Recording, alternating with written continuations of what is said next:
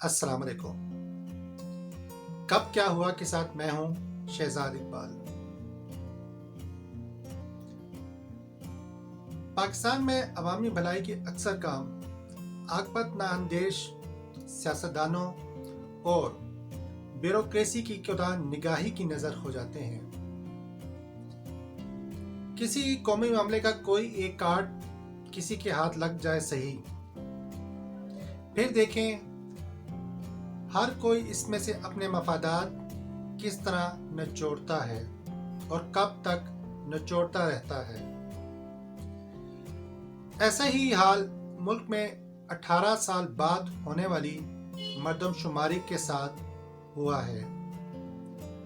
مارچ 2017 میں ہونے والی اس مردم شماری سے قبل طویل مشاورت کی گئی تھی۔ ملک کے ہر طبقے کو شمار کرنے اور قانونی نکات پورے کرنے کی کوشش کی گئی تھی، لیکن تقریباً 2.5 سال بعد بھی پاکستان بیورو آف اسٹیٹسٹک اس کی منظور شدہ رزلٹ دینے سے قاصر ہے۔ آخر کیوں؟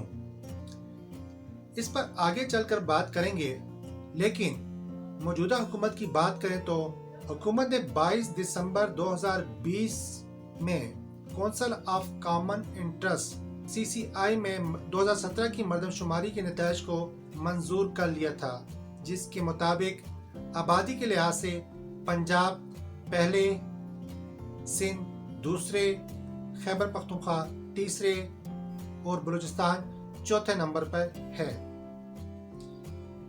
اس مردم شماری میں پاکستان کی کل آبادی 20,77,74,520 بتائی گئی ہے، لیکن تمام بڑی سیاسی جماعتوں کو ان عبوری نتائج پر تحفظات ہیں۔ مردم شماری کے نتائج پر سندھ کے علاوہ بلوچستان اور خیبر پختونخوا میں بھی اعتراضات اٹھائے گئے ہیں۔ یہ اعتراضات کیا ہیں؟ انہیں سمجھنا بہت ضروری ہے۔ نمبر 1، مذہبی بنیادوں پر مردم شماری کے نتائج تاحال سامنے نہیں لائے گئے۔ نمبر 2، خواجہ سراؤں کی پورے پاکستان میں آبادی 10,000 کے لگ بھگ دکھائی گئی ہے، جبکہ لاہور میں خواجہ سراؤں کی ایک تنظیم کے مطابق صرف لاہور میں ان کی آبادی 30,000 سے زائد ہے۔ ان کا دعویٰ ہے، اس تنظیم کا دعویٰ ہے کہ ملک میں یہ آبادی 3 لاکھ کے قریب ہے۔ نمبر 3، کراچی جو ملک کا سب سے بڑا شہر ہے، اس کی آبادی اس مردم شماری میں صرف 1.5 کروڑ دکھائی گئی ہے، جو کسی طرح 2.25 کروڑ سے کم نہیں، اور یہ بات نادرا کے ڈیٹا سے بھی ثابت ہے۔ نمبر 4، سندھ اسمبلی نے اس مردم شماری کو یہ کہہ کر بھی رد کر دیا کہ لاکھوں افراد جو سندھ کے شہری علاقوں میں مقیم ہیں اور یہاں کے وسائل استعمال کرتے ہیں کو ان کے مستقل پتہ پر گنا گیا ہے، جو ان کے نزدیک یعنی سندھ حکومت کے نزدیک ناانصافی ہے۔ نمبر 5، اسی طرح اس وقت فاٹا کہلائے جانے والے بڑے قبائلی علاقے کی آبادی بھی مکمل نہیں گنی گئی۔ گمان ہے کہ یہ اصل آبادی سے نصف دکھائی گئی ہے۔ پیپل پارٹی کا الزام ہے کہ سندھ کی آبادی 10 ملین یعنی 1 کروڑ کم دکھائی گئی ہے، اور پنجاب کی آبادی 10 ملین یعنی 1 کروڑ زیادہ بتائی گئی ہے۔ وزیر اعلیٰ سندھ سید مراد علی شاہ نے اس پر بہت سخت موقف اپنایا ہے۔ دوسری طرف پاکستان زمین پارٹی کے سربراہ مصطفیٰ کمال نے آج یعنی اتوار کے روز کراچی میں ایک ریلی سے خطاب کرتے ہوئے اندیشہ ظاہر کیا کہ اگر آج کراچی کے حوالے سے اس متنازع مردم شماری کو تسلیم کر لیا گیا تو آئندہ ہونے والے مردم شماری کی بنیاد ہونے کی وجہ سے ہماری گنتی کبھی بھی صحیح نہیں ہوگی اور یہ بہت بڑا ظلم ہوگا۔ کراچی میں PTI کی MQM کے ساتھ ہونے والی حالیہ ملاقاتوں میں موجودہ متنازع مردم شماری کے دورس منفی سیاسی نتائج کی بنا پر دوبارہ مردم شماری کی تجویز سامنے آئی ہے۔ ویورز کی معلومات کے مطابق پاکستان میں مردم شماری ہر 10 سال بعد کروانا لازم ہے، لیکن سیاسی مصلحتوں کی بنا پر یہ نہیں ہوتی۔ وفاقی وزیر اسد عمر نے میڈیا سے گفتگو کرتے ہوئے بتایا کہ MQM کے وزیر امین الحق صاحب کی قیادت میں ایک کمیٹی بنا دی گئی ہے جو نئی مردم شماری کے بارے میں کابینہ کو تجاویز پیش کرے گی۔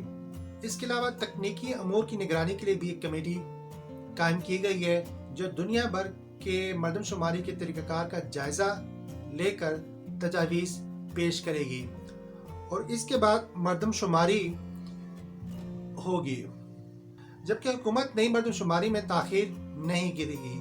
یہ اسد عمر صاحب کا فرمانا ہے۔ وفاقی حکومت کی طرف سے یہ ان کا کہنا ہے۔ ان کا یہ بھی کہنا ہے کہ تاکہ بلدیاتی انتخابات اور آنے والے جنرل الیکشن میں اس سے متعلق کوئی سوال نہ اٹھے۔ بہت اچھی بات ہے، لیکن سوال تو پھر بھی اٹھتا ہے، کیونکہ سوال اس لیے اٹھتا ہے کہ کیونکہ 2017 کی مردم شماری میں 14 ارب روپے خرچ ہوئے تھے۔ 90,000 سرکاری ملازمین نے اس کام میں حصہ لیا تھا۔ 2 لاکھ فوجی اہلکاروں نے سیکیورٹی فراہم کی تھی۔ 2017 کی مردم شماری میں 35 سے زائد شہری اور فوجی دہشت گردی کا شکار ہو کر جان سے ہاتھ دھو بیٹھے تھے، جبکہ زخمی ہونے والے افراد کی تعداد اس کے علاوہ ہے۔ اس مردم شماری کا کام 3 ماہ میں مکمل ہوا تھا اور اس کی تیاری پر سال بھر سے زیادہ وقت لگا تھا۔ ظاہر یہ ہوتا ہے کہ اس وقت کی سیاسی حکمرانوں کے عدم دلچسپی کے علاوہ ضروری ڈیٹا اکٹھا کرنے میں کوتاہی برتی گئی تھی۔ ایسے بہت سے نکات کو نظر انداز کیا گیا جن کی بنیاد پر صحت، تعلیم، رہائش، نقل مکانی اور دیگر عوامی سہولیات کا تعین کیا جاتا ہے۔ ادارہ شماریات کے سربراہ اور chief census commissioner Asif Bajwa نے فارم اے کو مردم شماری کا حصہ نہ بنانے کی ذمہ داری کمیٹی آف کامن انٹرسٹ یعنی مشترکہ مفادات کی کمیٹی پر ڈال دی تھی۔ انہوں نے عالمی ادارے UNFPA یعنی یونائٹڈ نیشن پاپولیشن فنڈ کا خط اور مردم شماری کے لیے دی گئی تجاویز کو بھی پلاننگ کا حصہ نہ بنایا۔ اگر صرف ہیڈ کاؤنٹ ہی کرنا تھے، یعنی صرف افراد کو گننا ہی تھا، تو اتنی بڑی ایکسرسائز قومی دولت کے ضیاع کے علاوہ کچھ نہ تھی، جس کی کوئی پائلٹ ریاست بھی نہیں کی گئی تھی۔ قومی دولت اور وسائل کی حفاظت نہ کر سکنا یہ سب سے بڑی کرپشن ہے۔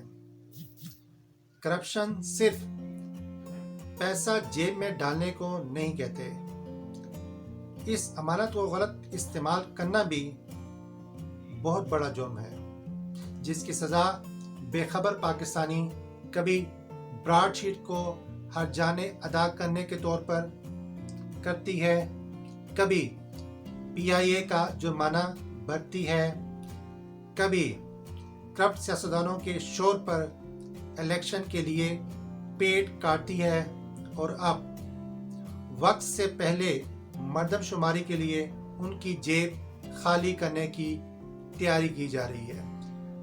اس لیے قوم کو جاگتے رہنا چاہیے تاکہ ایسے کسی حربوں کا وہ مزید شکار نہ ہو سکے۔ اب تک کے لیے اتنا ہی۔ اپنا اور اپنے ہم وطنوں کا بہت خیال رکھیے اور اس چینل کا بھی بہت شکریہ۔